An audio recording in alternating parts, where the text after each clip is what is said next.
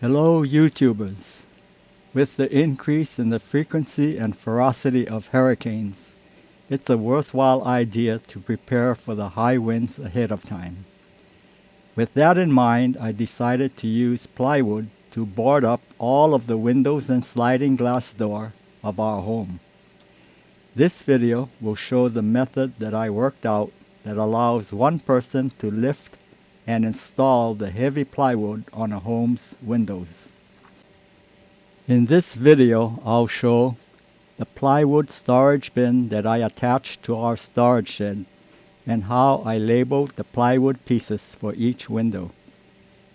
How I remove a sheet of plywood from the bin and load it onto a plywood carrier that I built to transport the plywood to each window.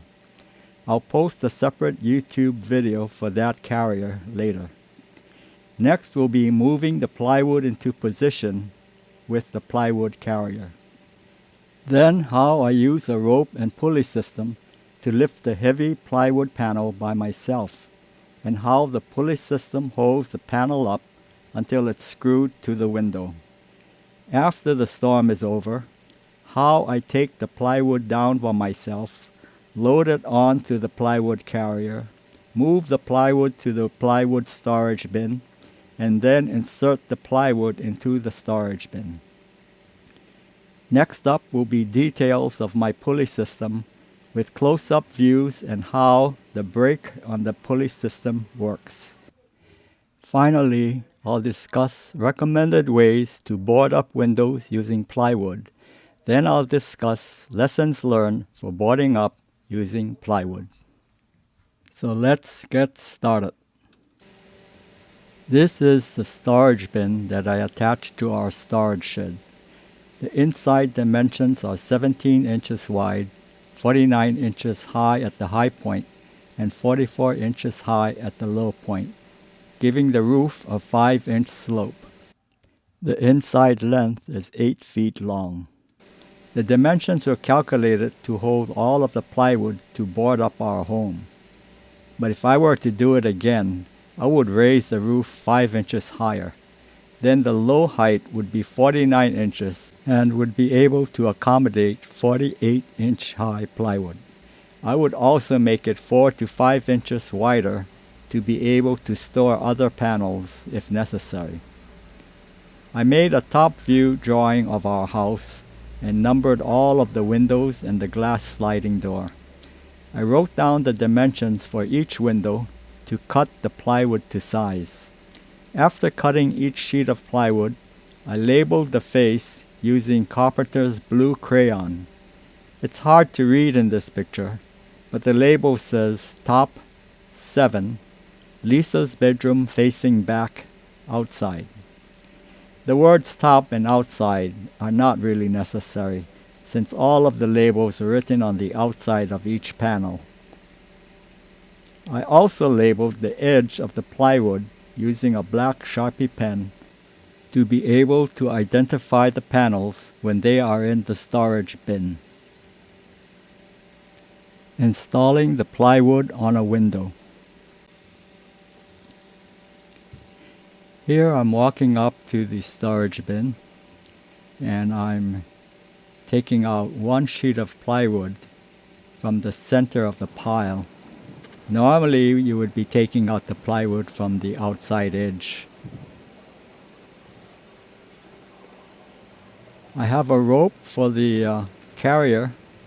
Pull it out and then center the plywood on the carrier and then push the carrier to position. Now I'm lining up the hole that's in the center of the plywood with the screw eyes that are mounted on the wall. It's hard to see the screw eyes, but I'm walking up the ladder to them now and hooking one side of the rope on one screw eye and another side of the rope on the second screw eye.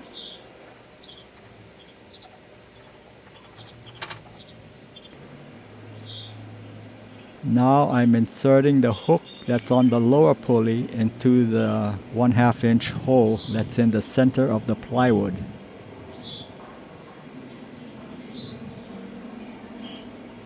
wrap my hand around the rope and lift up with my left hand while I'm pulling down with my right hand. Lifting up the plywood with the left hand reduces the strain on the rope. The brake on the pulley is preventing the plywood from dropping back down as I pull it up. The brake is indispensable for a one-man operation.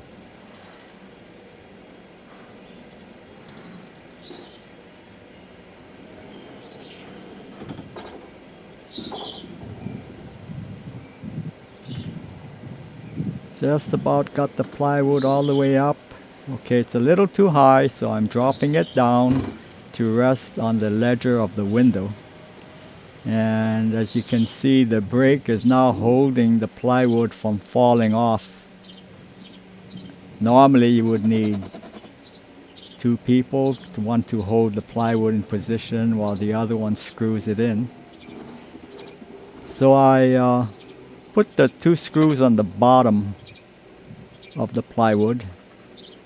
I'm putting in a third screw, which is not necessary at this time.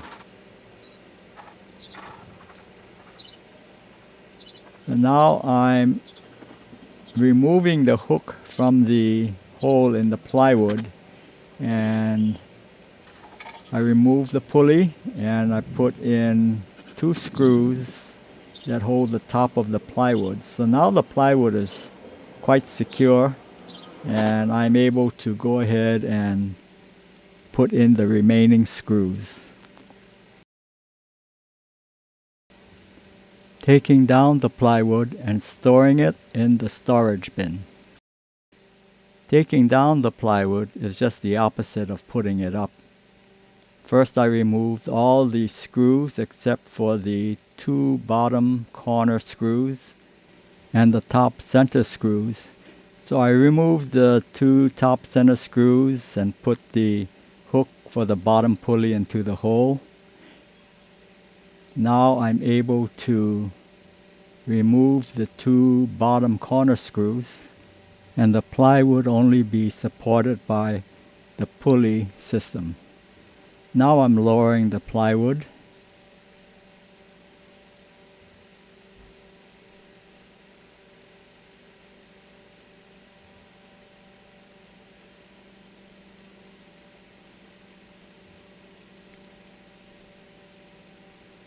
Then I'll remove the pulley just to get it out of the way, and it has to be removed anyway.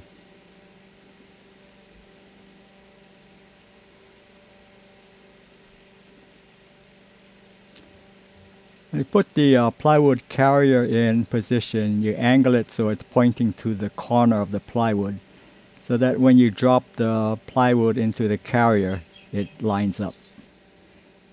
Here I'm inserting the plywood back into the storage bin.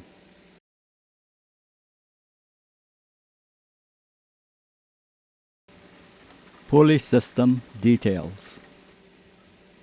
The pulleys and rope that I used came from a bike hoist kit that cost about $20. This picture shows the kit plus a small plastic ammo box that I bought from Harbor Freight to hold the pulley system. The two pulleys and rope for the system are outlined by the lower red box.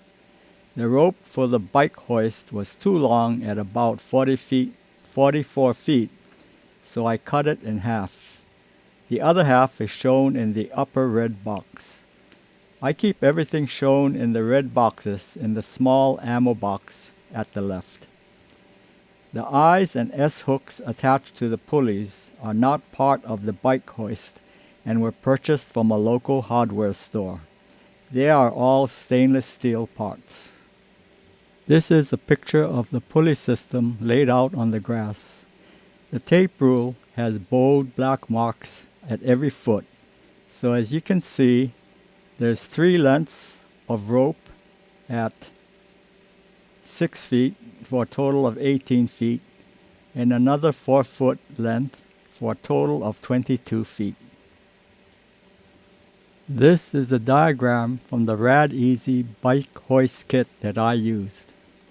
The parts used for the pulley system are within the red box. Pulley C was replaced with an S-hook. Pulley B has a modified S-hook that attaches to the plywood.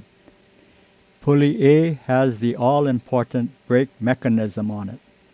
Aside from the rope, the rest of the parts are not used.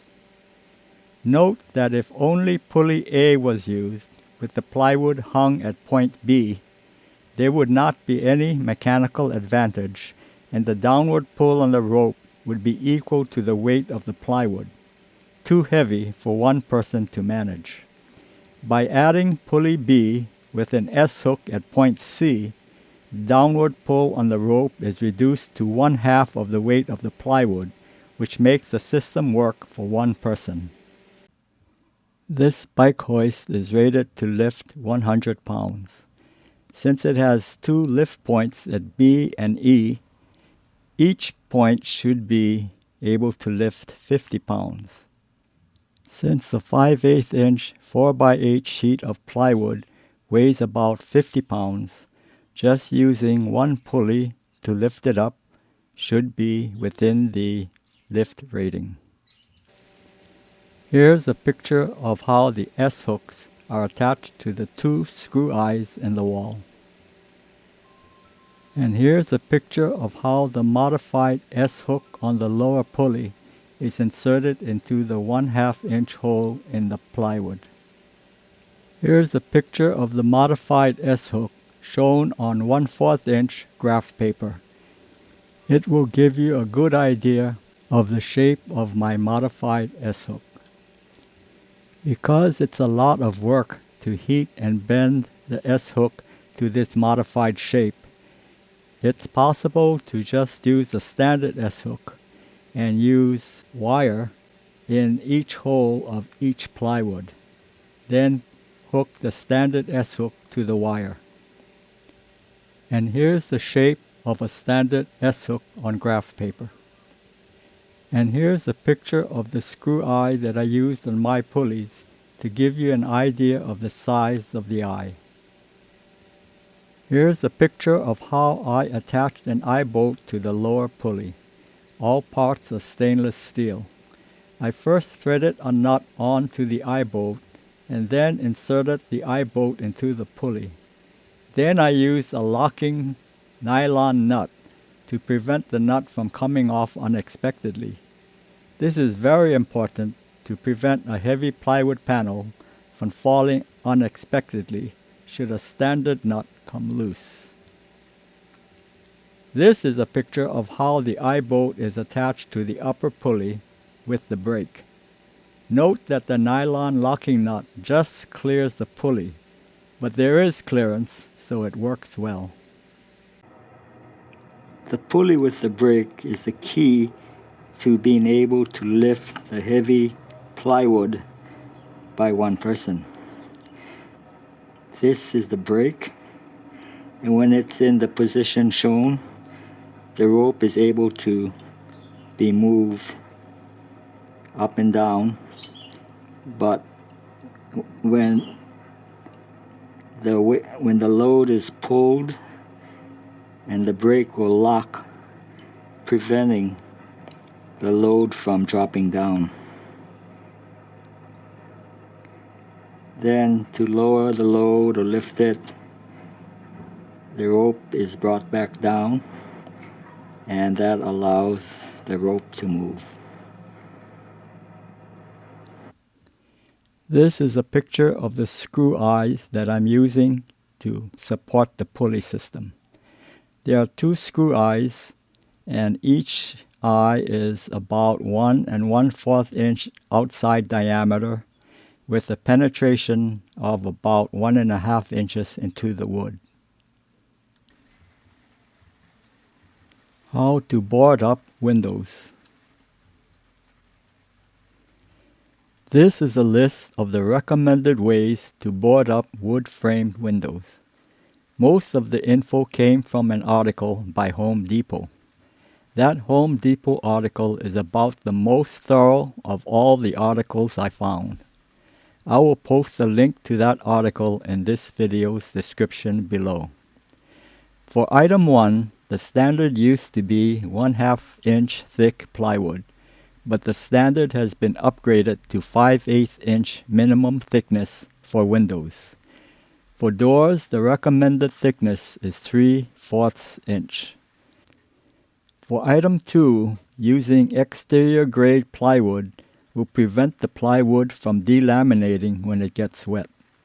Treated plywood prevents mold and termite damage while the plywood is being stored. Item 3 recommends using real plywood instead of stranded panels like OSB. There is a video on YouTube where a 2x4 is shot from a cannon and it bounces off the plywood panel while going right through the OSB panel. I'll provide a link to that video in the description below.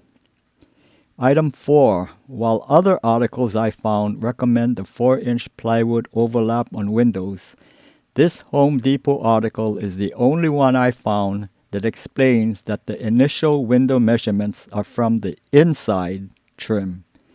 That means that the 4-inch overlap includes the window frame. Previously, I thought that 4-inch overlap meant 4 inches outside of the window's frame, which sounded ridiculous. Item 5 is self-explanatory. The Home Depot article also explains how to board up windows on a masonry house and describes options for hurricane shutters other than DIY plywood panels. Lessons learned for boarding up using plywood. Having cut and installed hurricane plywood on our home, I learned some things that I would like to share with you. Number 1. For previous hurricanes, I only boarded up our windows and sliding glass door. I did not board up our doors thinking that they were sturdy enough.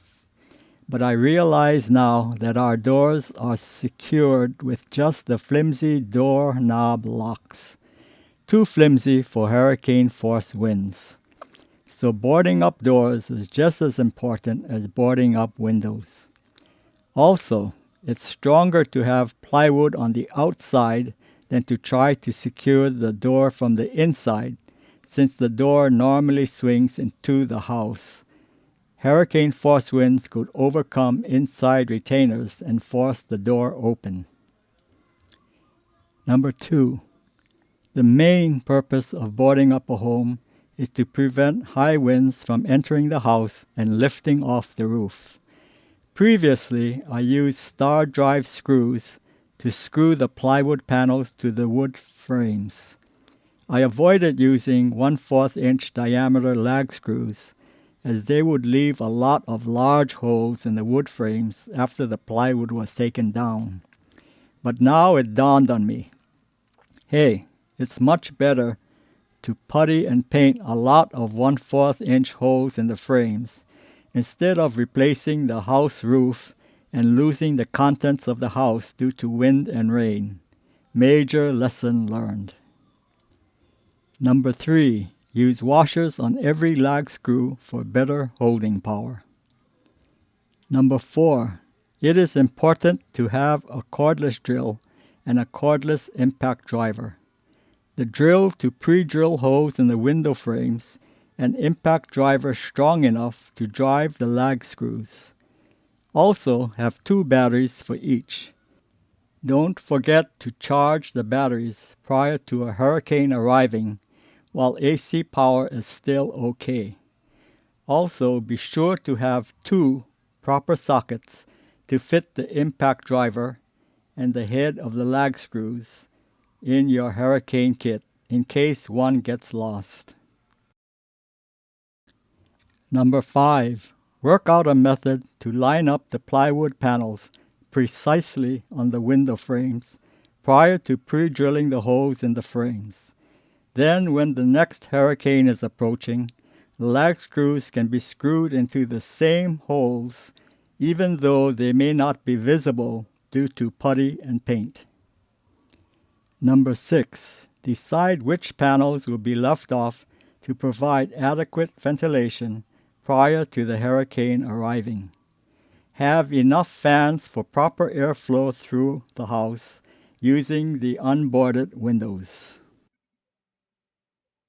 Number 7. If you plan to ride out the hurricane in your home, A. Prepare a way to secure one door from the inside. B. Consider using the through-bolt method of boarding up at least one window at the back of the house. The following clip explains why. This image shows the through-bolt method of securing plywood to a window. Google HUD specs for board-ups to be able to see the entire article. Looking at the text box on the right, here are my comments. I think at least one window at the back of the house should be boarded up using this method to allow removing the plywood panel from the inside of the house in case of fire or other reason blocking exit from the front door. Make provisions to ensure that the carriage bolts cannot turn when the inside nuts are removed. Keep an impact driver and a manual ratchet with proper size socket by this window at all times. Note that this article mentions 1/2 inch thick plywood, but the current recommended thickness for window board-ups is 5/8 inch. Because it takes time to remove the nuts for this through-bolt method, I believe I have worked out a quick release method that can release the plywood in 2 seconds. I'm going to work on that project, and if it works, I'll post a video on how to do it. This concludes this hurricane plywood installation video. Please give it a thumbs up if you found the information to be useful or entertaining. I've already posted videos on a quiet box for generators and air compressors, a portable DIY miter saw stand, and a DIY scaffold that's easy to assemble and move by one person. See the description below for this video for the links to those videos. Here's a quick glance at some upcoming videos.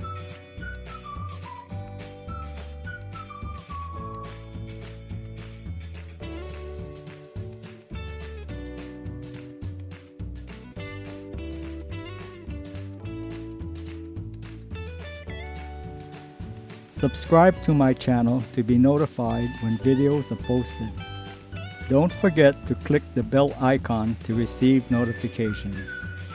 Thanks for watching and hope to see you in the next one.